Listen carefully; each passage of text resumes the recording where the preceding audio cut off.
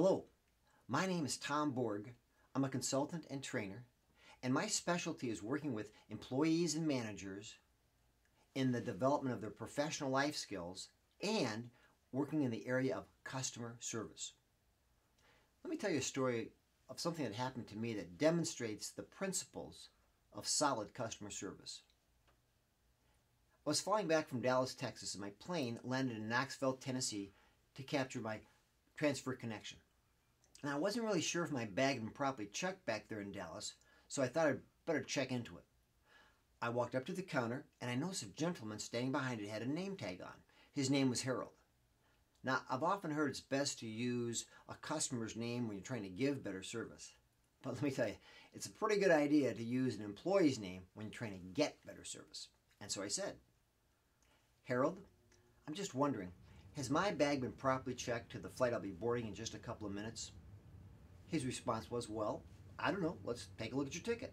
I brought out my ticket, I handed it to him, and then his eyebrows arched. Now, one thing I've learned over the years is that whenever anybody is checking on something for you and they arch their eyebrows, that's a pretty good sign something's gone wrong. So what he said to me is, Mr. Borg, now I want you to know, I like the fact that he used my name. He said, Mr. Borg, I don't know how to tell you this, but your bag has been improperly checked to Chicago, Illinois. I said, oh, great. Harold, isn't there something you can do about that? He promised me he'd do his best. He left the counter. I went back and sat down. About 20 minutes later, his assistant got on the PA system and made the final boarding call to Detroit.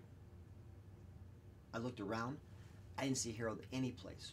Reluctantly, I picked up my carry-on bag. I got onto the aircraft, found my seat, and sat down. The flight attendant walked up and down the aisle, making sure everyone had their seatbelt fastened.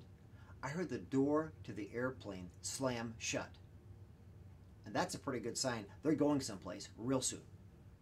Well, as I was sitting there feeling sorry for myself, you see, I'd read all the statistics. At the time, there were over 100,000 pieces of luggage that were being lost or stolen each and every month on the airlines in the United States.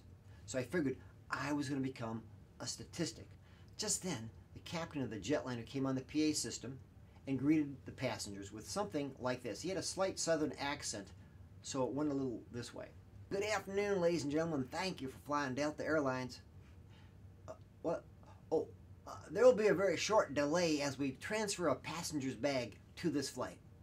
Now, let me tell you, I don't have ESP, but I had a sneaking suspicion they were talking about my bag. Well, my thoughts were reconfirmed because a couple moments later, the door to the airplane was popped back open, and onto the aircraft came Harold. He looked around, he saw me sitting in my seat, and he came over and knelt down next to me. Now, very discreetly, very quietly, very professionally, he said to me in a low voice, Mr. Borg, I want you to know that I personally transferred your bag to this flight. It will be waiting for you in baggage claim at Detroit Metropolitan Airport. Have a nice flight, and thanks for flying Delta. Let me tell you, I thanked him. I had a great flight back to Detroit. The plane landed. I hurriedly walked down to the baggage claim section. I was waiting there just a few minutes when the conveyor belt was started up, the drapes were pushed aside, and first in line came my lost bag.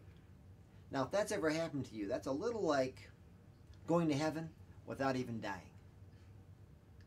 My point is, Harold presented himself in a professional manner, and he did some things that we call touch points, quality touch points, to ensure that I was going to have a successful experience with Delta Airlines.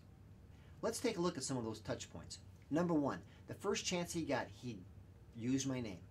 Second, he took responsibility for my problem. Number three, he got into action. Number four, he followed through. And number five, most important, he followed up.